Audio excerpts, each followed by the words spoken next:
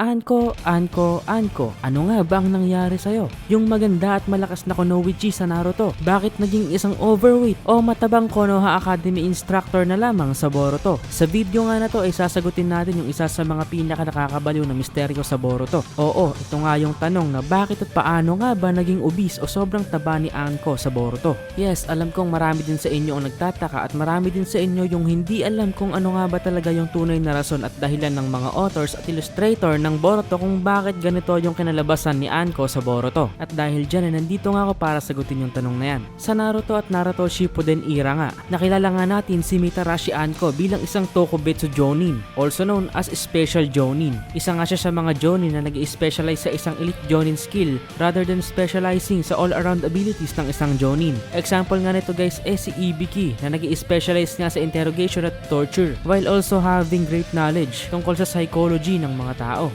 Tumatak nga sa puso at utak natin ang karakter na si Anko dahil sa unique set of skills niya na hindi nga pangkaraniwan. Dahil isa nga siya sa mga unang subjects ni Orochimaru na nilagyan niya ng cursed sealing marks. Marami nga din sa ating mga fans ang nagustuhan din talaga itong karakter ni Anko dahil for some reason such as yung nakaka-attract na itsura nga at hubog ng katawan ni Anko at idagdag mo pa yung Malatsunade 106cm na hinaharap nitong si Anko during the Naruto Part 1 at Shippuden era. Well, overall, yung tough and strong Kunoichi personality nga na may halong beauty yung dahilan kung bakit naging sikat din talaga si Anko sa Naruto community. Pero dito nga sa Boruto matatawa ka na lang talaga lalo na kung first time mo lang makikita si Anko dito sa New Generation era. Tumanda nga ng sobra yung mukha dito ni Anko at yung katawan at mukha nga niya ay sobrang tumaba din. Ang pangit nga ng proportions to be honest. Marami nga sa ating hindi alam kung bakit ganito yung nangyari at nagagalit sa kung sino yung gumawa ng design dito sa itsura ni Anko sa Boruto. Pero meron niyang malalim na kasagutan kung bakit hindi lang naging overweight kundi obese itong si Anko Mitarashi dito sa Boruto era.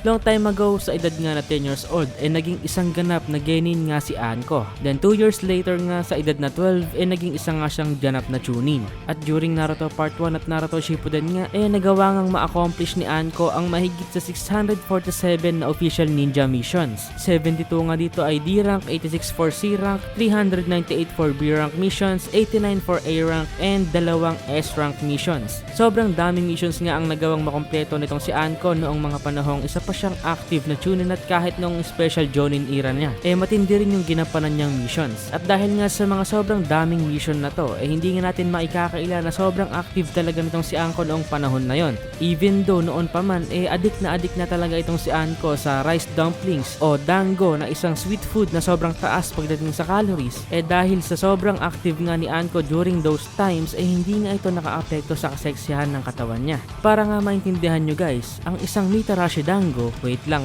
guys, yung pangalan nga nitong karakter na si Mitarashi Anko base din mismo sa favorite food niya na Mitarashi dango. Ang isang stick nga ng dango mayroong 120 calories. At kung natatandaan ko nga guys sa nabasa ko, sa isang exam nga nagawang kumain itong si Anko ng 53 sticks of dango, totaling around 6,400 calories. Halos 1 kilong taba yung kinain dito ni Anko at nagawa niyang kainin yun sa isang upuan. For comparison nga guys, ang isang average na tao ay kumakain lamang ng 2,000 calories per day. Umagaan, tanghalian, hapunan, average yan na yun. Pero itong si Anko nga guys ay kayang kumain ng pagkain na pang 3 o 4 na araw sa isang upuan lamang. Gaano ka ba katimawa? Noong dalaga at bata-bata pa siguro si Anko yung gantong klaseng diet nag-work pa sa kanya at hindi pa nakakaapekto sa physical appearance niya since very active nga siya bilang ninja. Kailangan niya rin nga ng extra energy at kumain ng marami para may magamit siyang lakas para makipaglaban at maglakbay.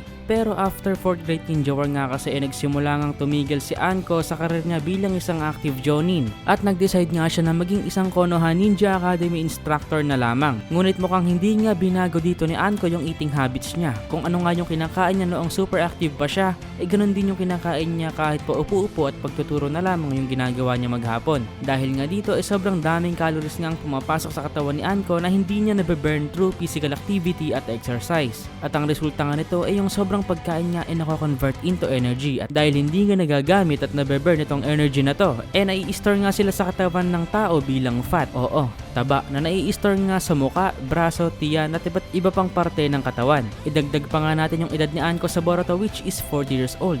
Bukod nga sa inactivity ni Anko, dahil matanda na nga siya, bumabagal na nga rin yung kanyang metabolism, na isa ding factor sa lalong pagtaba ni Anko. Well, maybe sadyang hindi lang talaga natin may iwasan na mangyari to, dahil sabi ko nga kanina, yung pangalan nga nitong si Anko na Mitarashi inspired din mismo sa Mitarashi Dango, na favorite food nga nitong si Anko. Kaya nga guys, hindi lang basta naisip ni Kishimoto at Ikimoto na gawin niyang mataba si Anko sa Boruto. Base din talaga to guys sa karakter mismo at yung habits niya noon pa. At ito lang yung naging resulta nun. Hindi naman kasi magiging realistic kung yung isang tao ay kumakain ng pang 3 o 4 na araw sa isang upuan lamang. Tapos hindi pa physically active pero hindi tataba, di ba? So sana nga nasagot ko yung tanong sa utak nyo, and like, follow, and subscribe. See you in the next video. Understand pa out. Peace.